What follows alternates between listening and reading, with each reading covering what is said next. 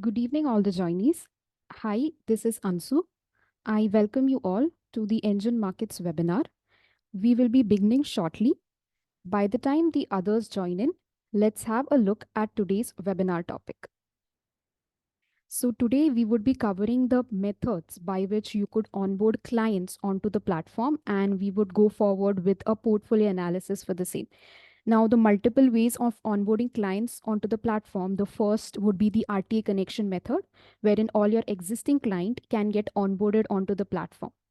Next method could be an statement analyzer method, wherein the ECAS of your prospective client, you could onboard that onto the platform.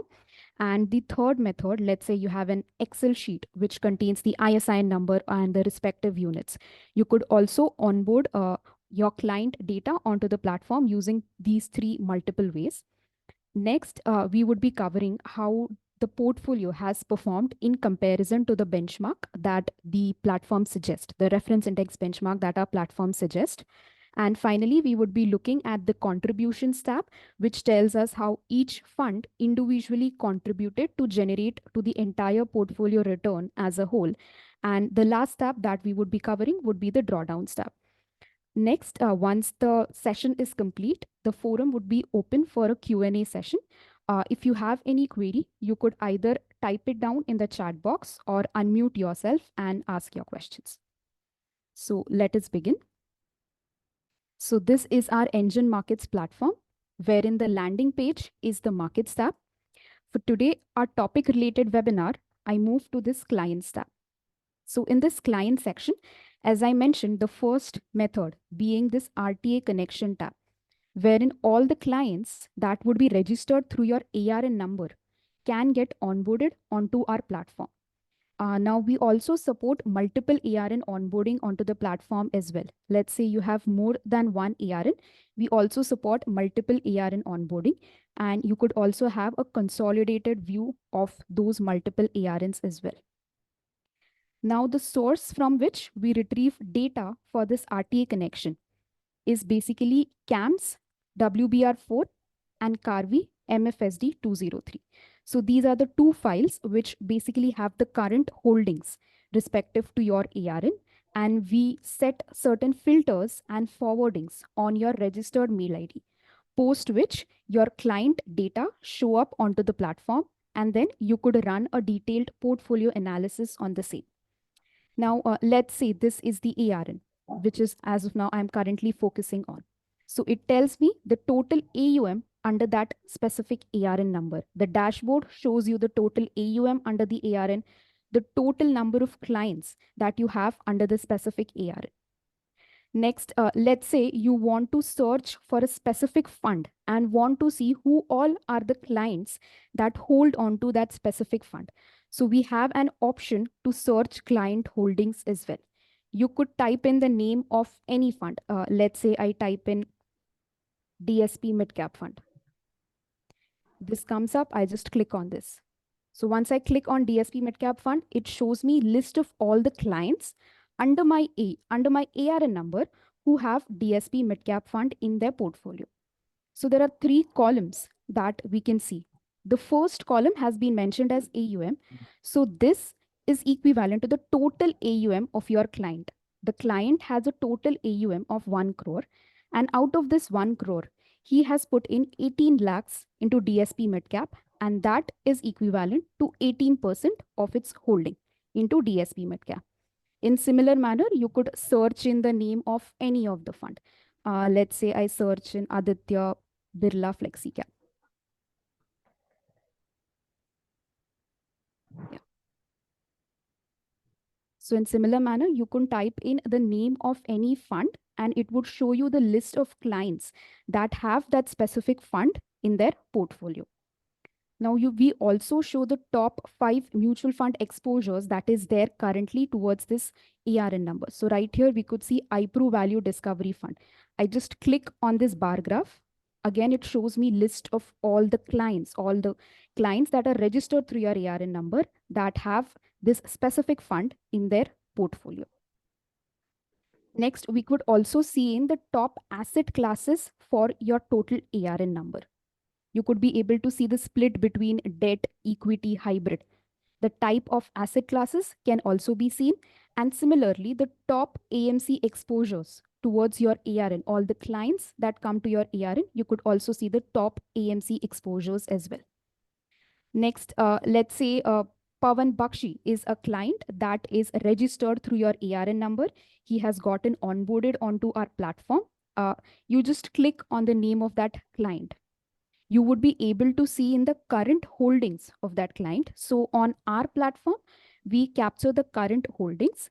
We do not capture the transactions. So you would be able to see the current holdings of your client. Next, you just click on Run Analytics, and you could go forward with a detailed portfolio analysis. Now, this was an RTA integration method wherein a one-time activity is done, wherein we set in filters and forwardings on your registered mail ID, post which your client data keeps on getting updated. Next method is this manual data tab. So in the client section, we have two methods of onboarding client onto the platform. RTA connection was the first one. Next is this manual data tab. So I click on that. Here, you have an option to create in a portfolio manually. You could see add client manually. I click on that. Here, you could give in the name of your client, let's say, and you can give the PAN number if required. And I click on add client. Right here, you could type in the name of any of the fund or any of the stock. Let's say I search in, I add in this fund, maybe two more funds.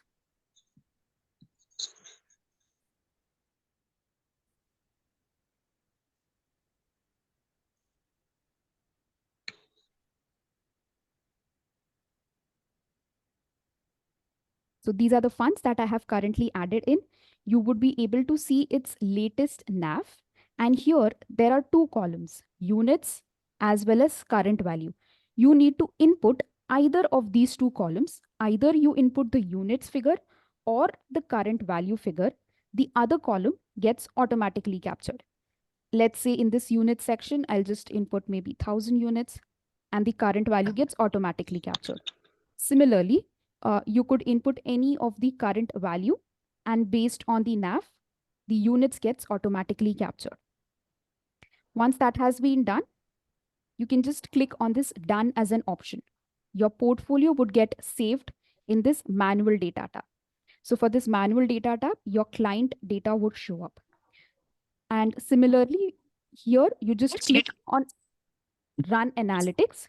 You could go forward with a detailed portfolio analysis for the same.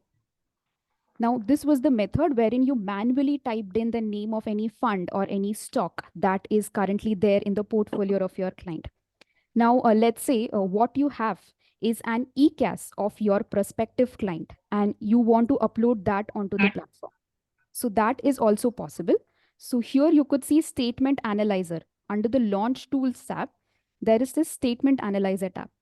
I click on that and a new page opens up, wherein you could input the ECAS file of your prospective clients, either from NSDL, CDSL, or CAMS. So these are the three files, the source data from which you could retrieve those data, and you could upload it onto our platform. So you just need to click on this choose file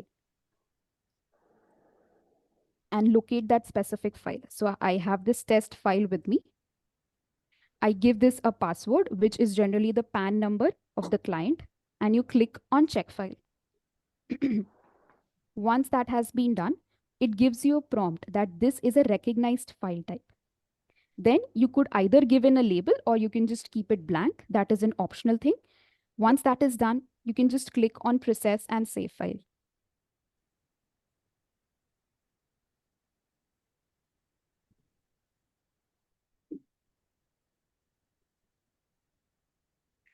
So this file has gotten saved onto the platform. Now here you could see in the name of that file, the label and the client name shows up, and what is the file type will also show up. Let's say you want to see what is the components that is there. You can just click on this report icon. So it shows you what all are the fund holdings that is currently there in this ECAS that has been uploaded onto the platform. Now, this was the first method of uploading the ECAS onto the platform. Once the ECAS has been uploaded using this statement analyzer tool, I again go back to NGEN Markets platform. In this, you need to go to the Clients tab. In the Clients tab, there is this manual data option. Once you click on that, you can go to this section, Add Client from Statement Analyzer. I'll just click on that. And the same client name will also show up. What I had uploaded right here, you would be able to see the same client name. Next to that, there is this plus icon. You can just click on that.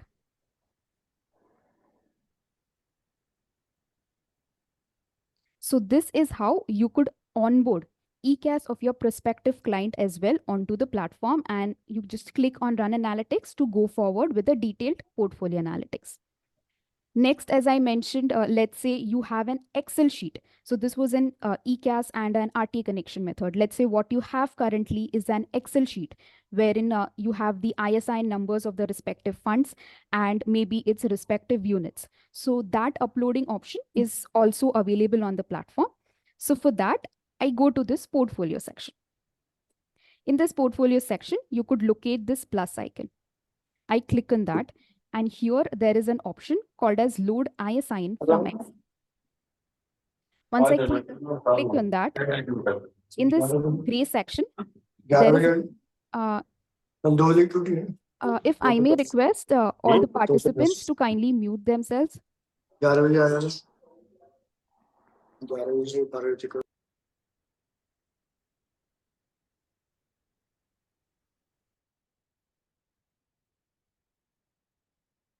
So in this gray section, there is a requirement of 2 columns.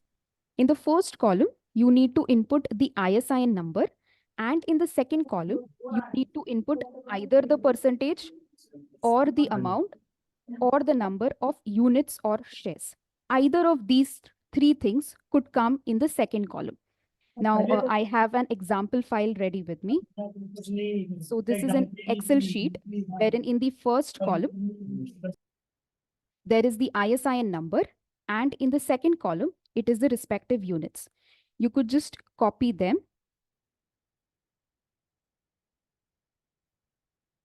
and this could be pasted in this gray section. Once that has been done, you need to let the system know what has been taken in the second columns. Since these are units, I'll click on unit/shares. Once that is done, you just click on validate input. So based on the ISIN number, the name of the funds show up. And you could see that this is an 100% allocation. If it is not there as an 100% allocation, you could use this rescale to 100 as an option to ensure that your portfolio is allocated to an extent of 100%. Now, once that is done, you could give in a name to this portfolio.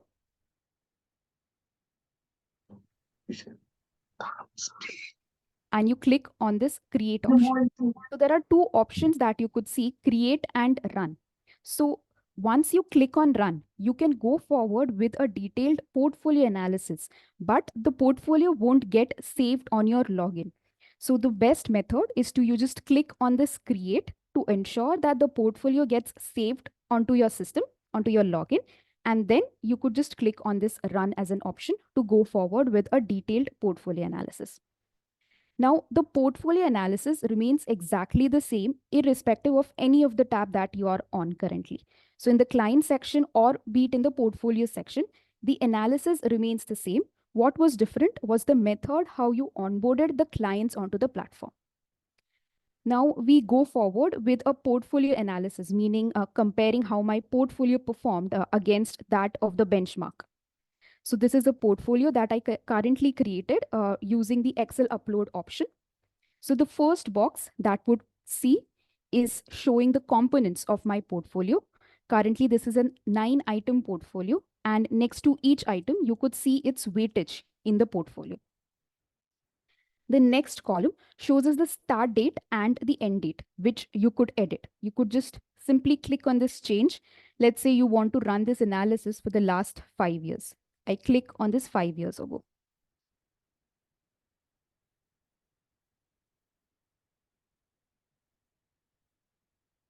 So the start date gets picked up as 23rd April 2019. Next to that, what we could see is this benchmark, which is currently being mentioned as reference index 2. Now, what does reference index 2 mean? I just go to this engine benchmark section and I click on this search reference indices. So here we could see reference index 2 is 90% Nifty TRI and 10% CISL bond. Now this has been taken up based on the asset allocation of the platform. So what happens on a platform is basically an auto benchmarking to each portfolio. Now that happens on the basis of asset allocation of my portfolio. So based on the split between the equity and debt, based on this split, the platform suggests a nearest reference index. And currently, this is reference index 2. Now, this is what the platform suggests. You could go forward with any other reference index which you feel is correct for this portfolio as per your requirement. You could also take in benchmark maybe from NSE, BSE, World as well. Let's say you want to keep your benchmark as Nifty 50. You just simply click on that and your benchmark would change to Nifty 50. And then you could see the performance of your portfolio against Nifty 50 as a benchmark. Then let's say you want to make your customized benchmark. That option is also available. So in this benchmark tab, there is this custom option. In this custom, you could just click on this manage custom indices. And here from this drop down, you could select in multiple indices of your choice, and you could give weightage to each of the indices that you have currently selected in. Let's say I select Nifty Mid Cap 150, Nifty 100. So here I have selected 4 indices. You can just simply give in weightage to each of the indices as per your requirement.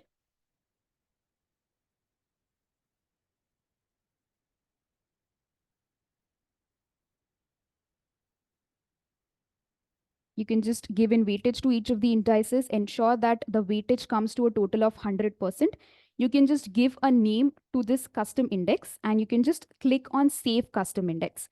Then a list of all the custom index that you have created would show up right here. You could just search your custom indices. So you could see the list of custom indices that you have created.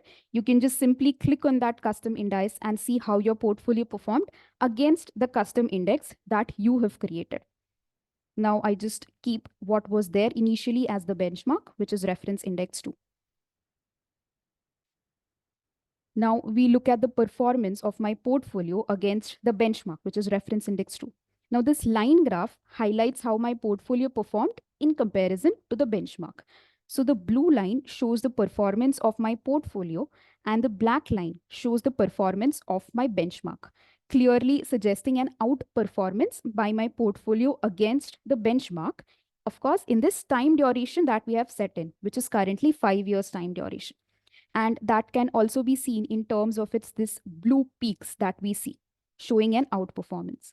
Now, this we can also see in terms of its statistical, rather the figure.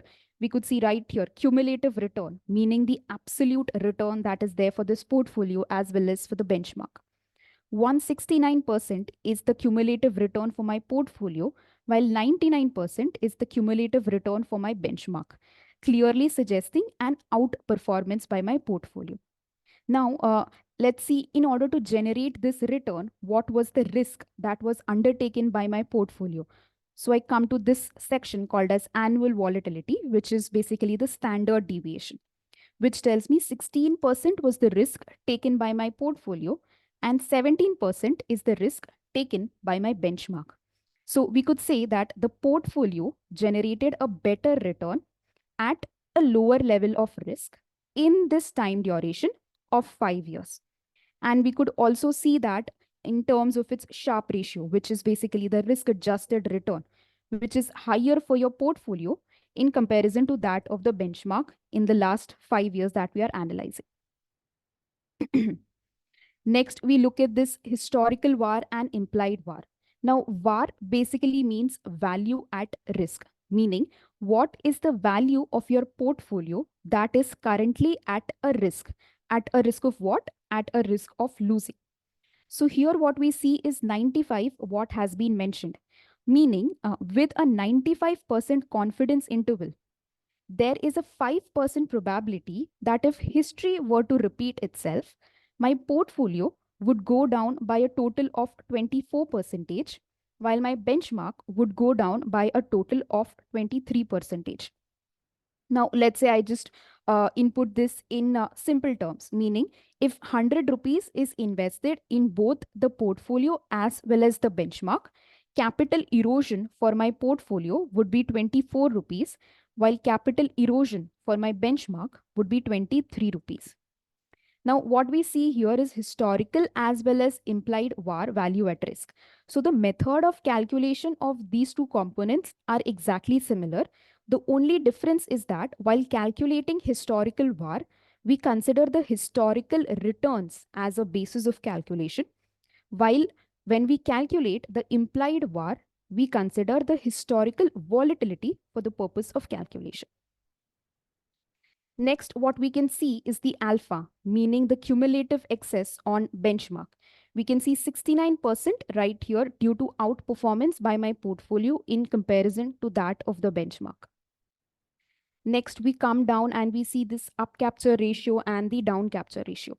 So up capture ratio basically tells us when the benchmark was in a bull run, how quickly was my portfolio able to catch up with the benchmark.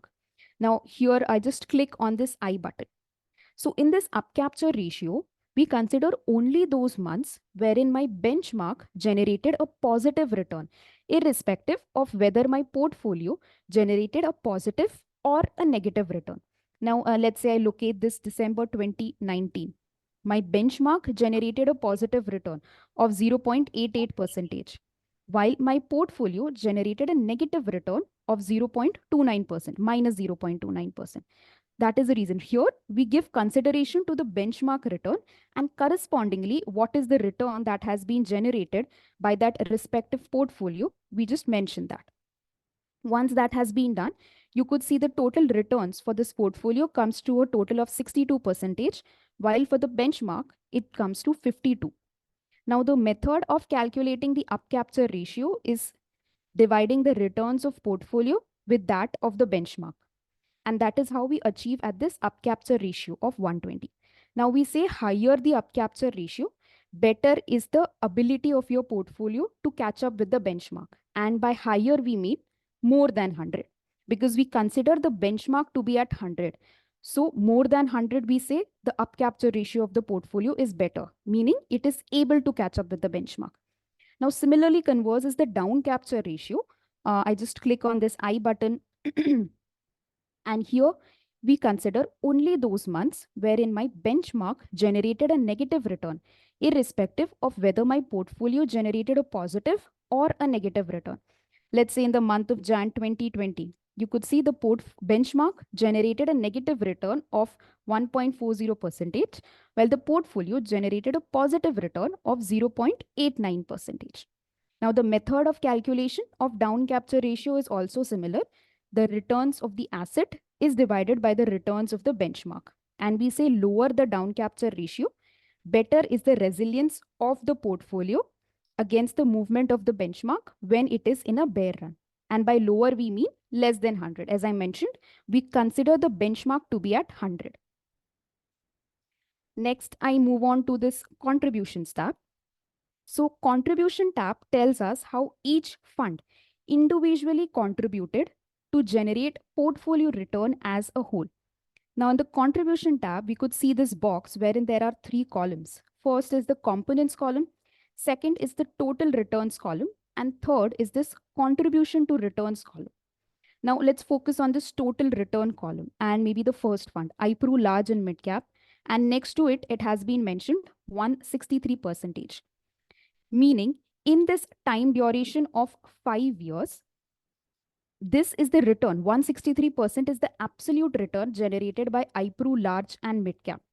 Now, based on its allocation in my portfolio, now let's just locate iPro's allocation in my portfolio. It is allocated to an extent of 41%. Based on this allocation, its contribution to my portfolio comes to an extent of 38%. So this tab you could use to analyze how each fund contributed, and you could take in decision. Let's say a specific fund is generating very minimum amount of individual return. You could take in decision maybe to reduce its weightage in your portfolio or maybe completely remove it from your portfolio. So such analysis could be done using this contributions tab. Next, I move on to the drawdowns tab. So this tab tells us how my portfolio recovered from any loss that has occurred.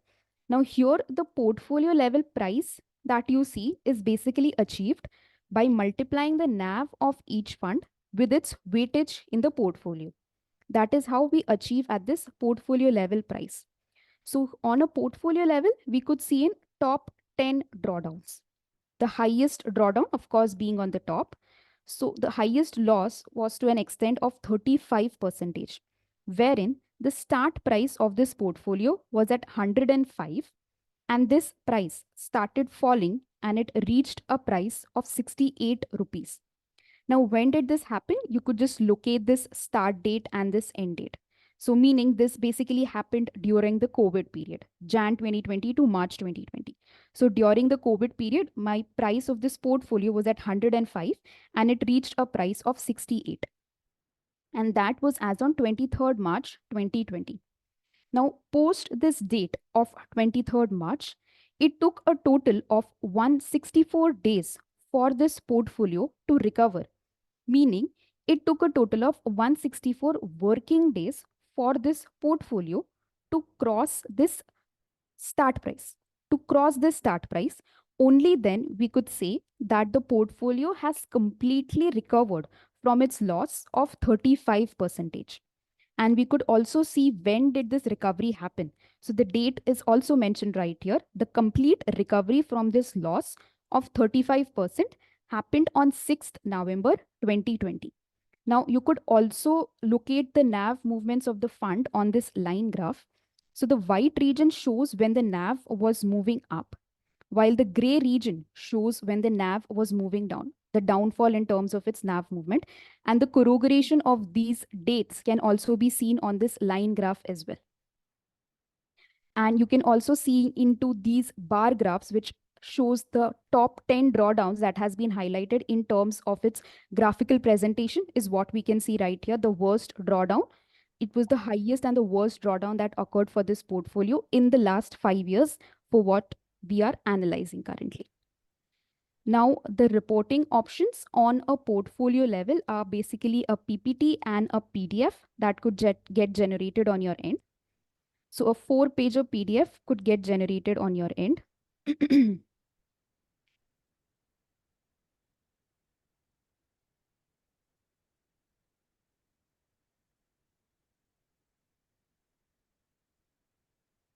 So here you could see what benchmark has been used also comes up. Reference index 2, 90% Nifty TRI, 10% CISL bond. What was the benchmark used also gets highlighted. The first page shows the performance statistics of your portfolio against the benchmark.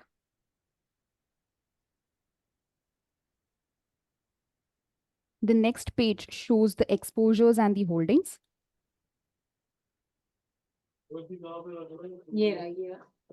Done के vice ये ना ये रहा The AMC exposure is what we can see, which is the heavily weighted AMC currently in my portfolio.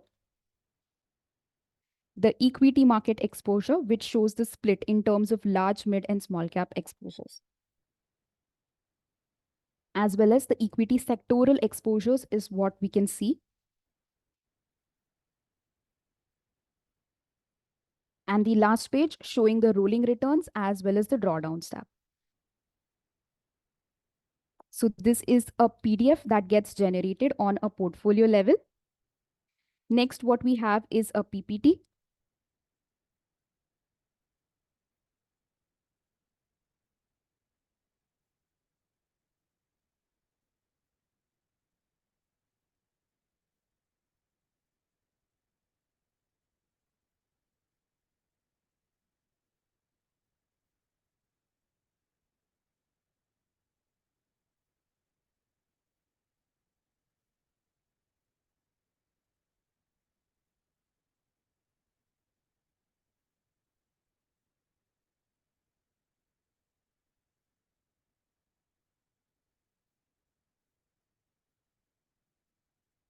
So this is our portfolio level PPT that gets generated. You could see the asset allocation of the entire portfolio, the split between equity, debt, or any other component, the debt market and equity market exposure,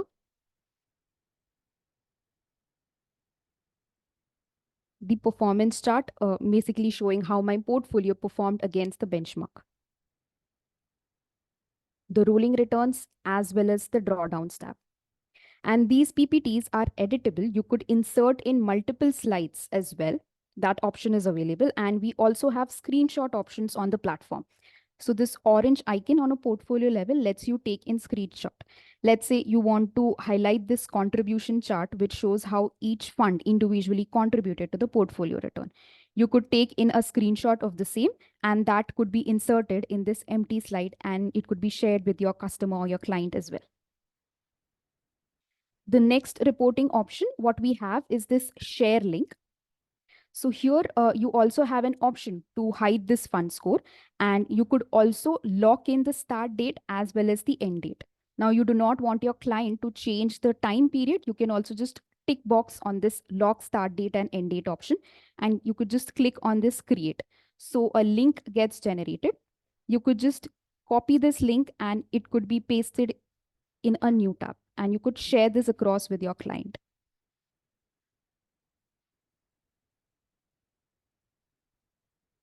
So the entire portfolio analysis that you were able to see can also be seen by your client just by sharing that link.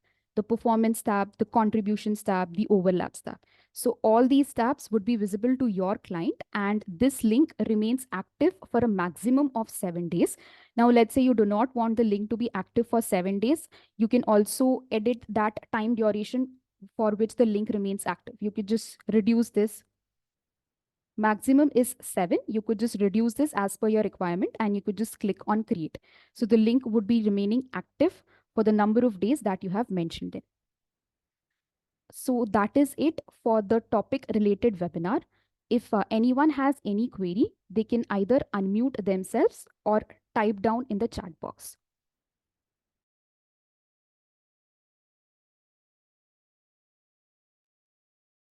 Hi. I just wanted to ask, like in that RTA tab, if I have to, uh, do for the first time, then how will I go with that? Like where I have to put my ARN number and get all the things sorted.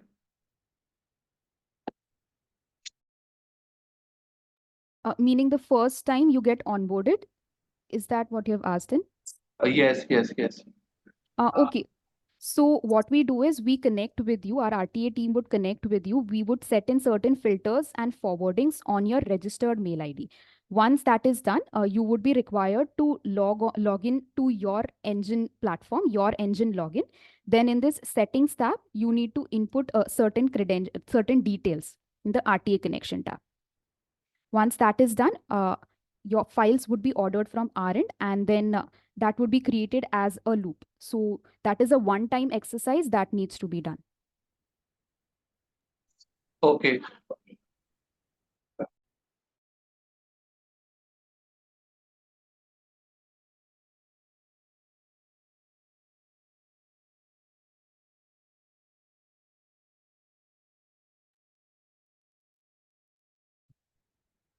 So in the in the portfolio section, right? Is there a way where you can across the PPT, if you want to freeze the time period?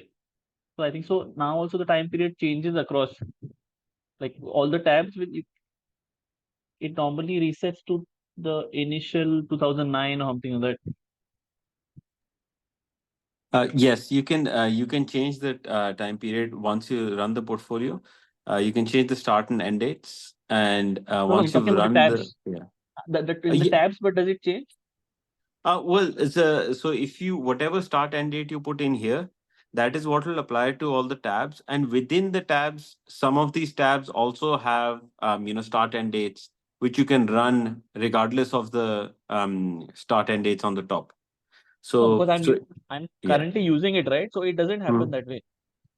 Because So it here It keeps So resetting here, to the yeah.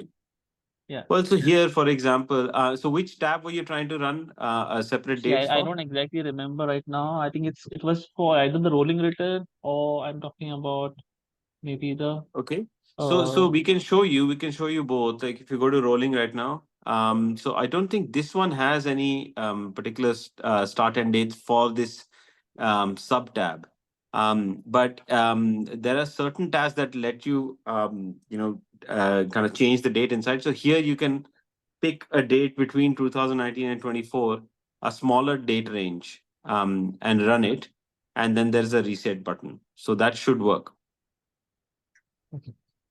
Fine, fine. No, that was I think so. It's related. That's in the fund performance. My mistake. Fund performance. Okay. So let's just load a fund. No, the fund comparison which is there, right? Which you do. Okay. Compare in the compare Yeah. section. Okay, Yes, yes. fine, fine, fine. So let's just go there. Um, So you just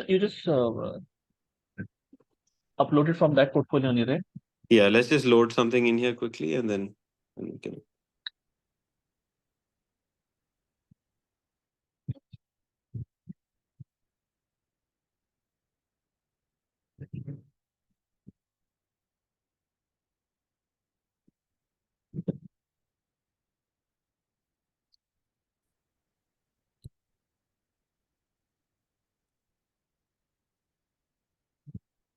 So here obviously you have to enter some start and end dates for the rolling analysis. So that should apply to the entire section.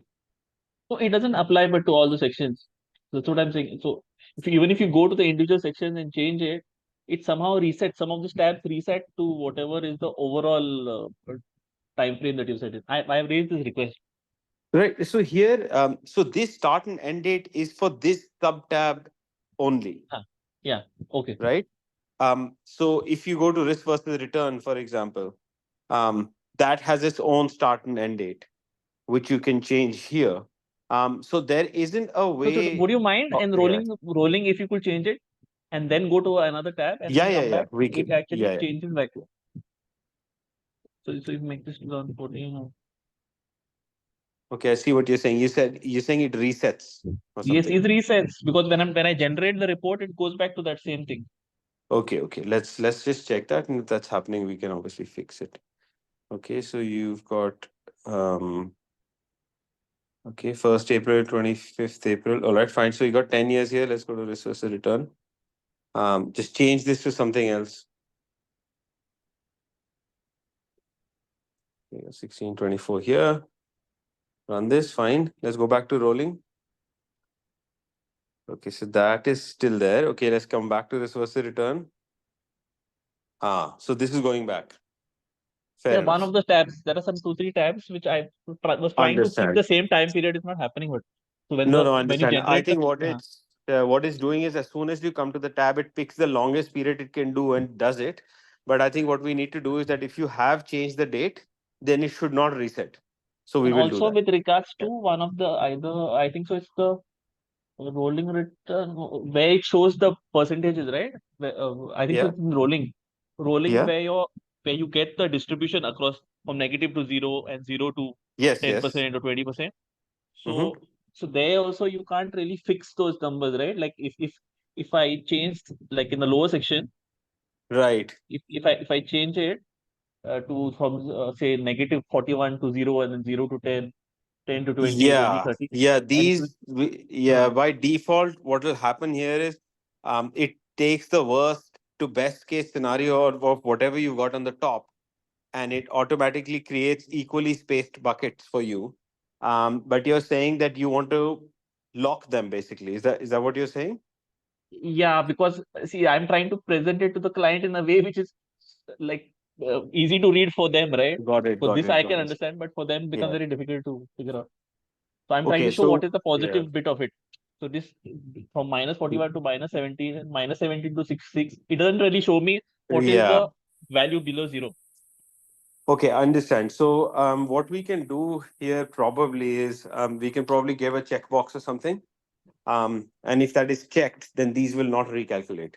And Right. so you can change them to whatever you want. And they will remain there even though you are shifting things around. Yeah. Okay, perfect. Fine. So, Ansu, let's write these two things down, please. and also just wanted to check Yes, once sir. with Yeah. regards to your sharp ratio and Sortinos, right? So Yeah. why are these the figures that you all show, right? Like, so if I choose a Mhm. time period, a 3-year time period, and if I'm Yeah. going to a value research or some other sites, so Yes. their figures tally between the websites, but it doesn't tally with Yeah, NGEN. yeah. I know the reason. The main reason is most likely, it's an educated guess, is that when we calculate the denominator, the volatility, that is always calculated on the basis of daily NAVs, not monthly.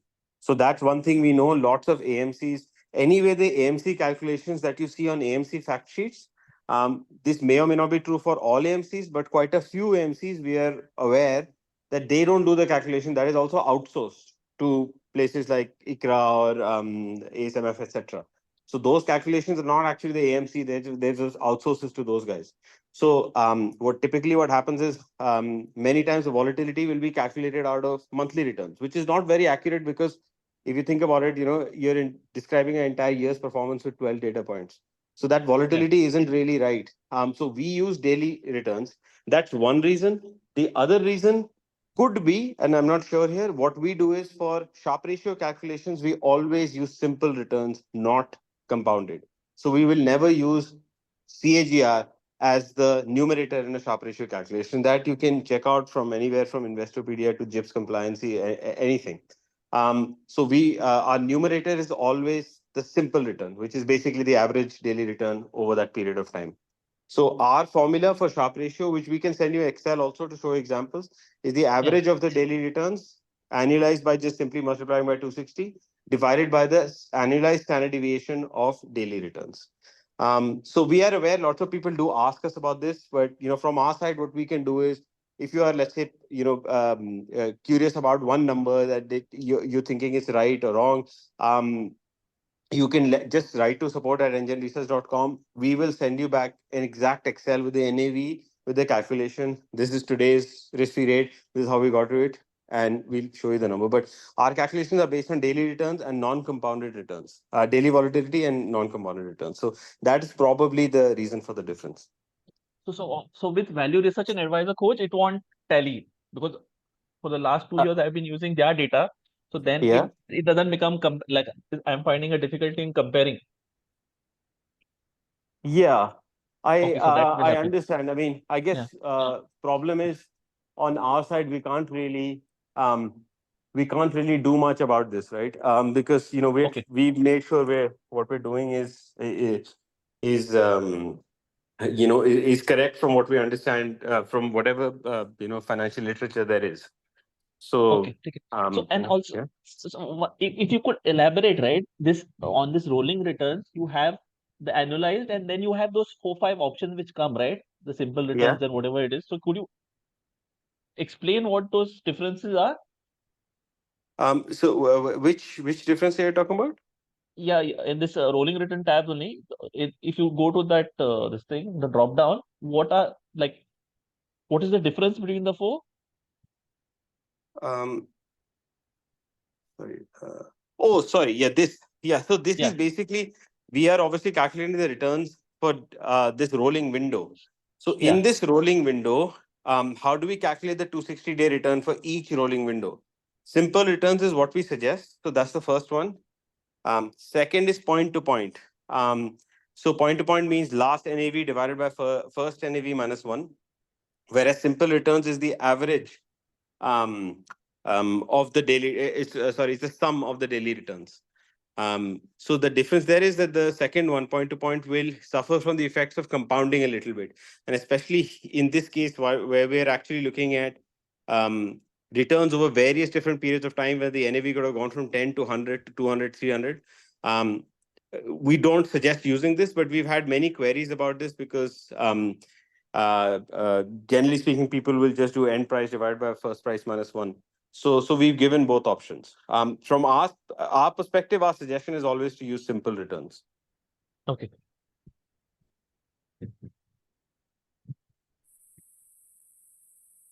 I have questions regard to not for the today's topic, but Can we get the fund level stocks entry exit? Yeah, you can see the monthly changes for a particular fund. You can actually see monthly changes in terms of shares. So, which will remove the effects of the of the price change of the stock.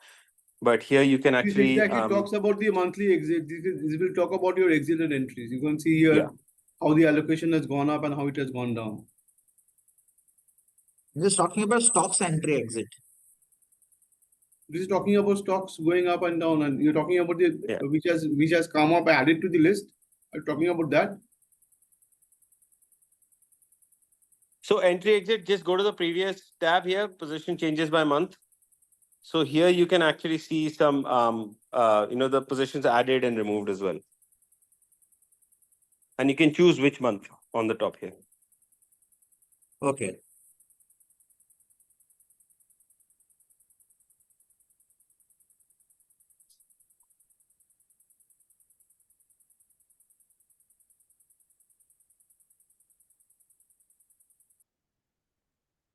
Yeah, this is Salil Kotari. I had a question. Yeah. Yeah. The derivative position in the portfolio is considered for calculation of equity allocation, debt allocation. Yes. So if you we always show the kind of derivative short positions. If you load any any of the hybrid funds which have them, you're able to see that. If that fund is part of a portfolio, then you get this checkbox that you see on the right.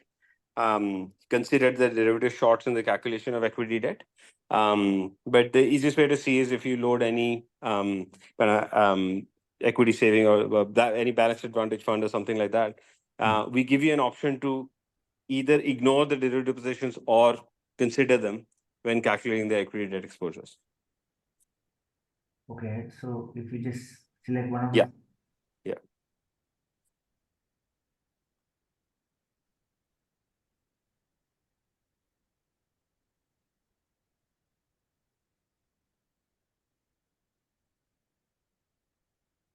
So here you can see by default it's checked, and you can click in it and take it out of the calculation on the left hand side.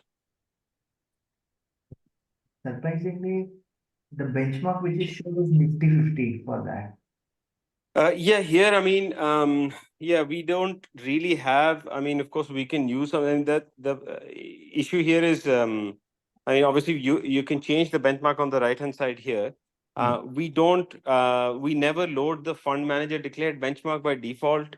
We let the users choose what benchmarks they want to use.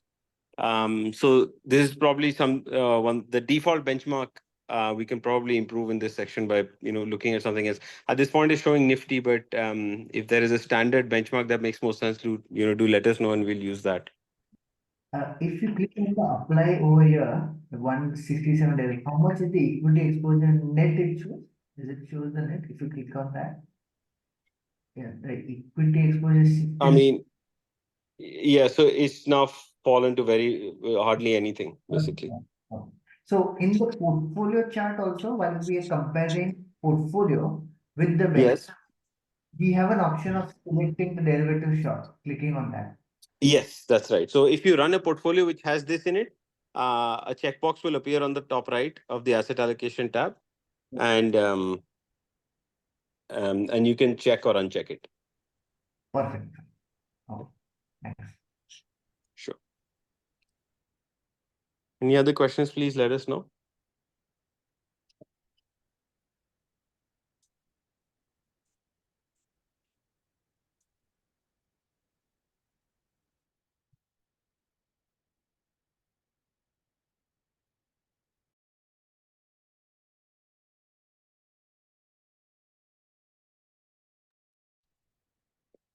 Okay, if there's nothing else, and so we can close for today. Yes, sir. Thank you all for joining in. You can anytime visit our YouTube page. So we have a dedicated playlist for all the webinars that has been conducted up until now. You can just click on this playlist and there is a list of webinars that you could see. Thank you all for joining in. Hope to see you again next week with a new topic. Thank you.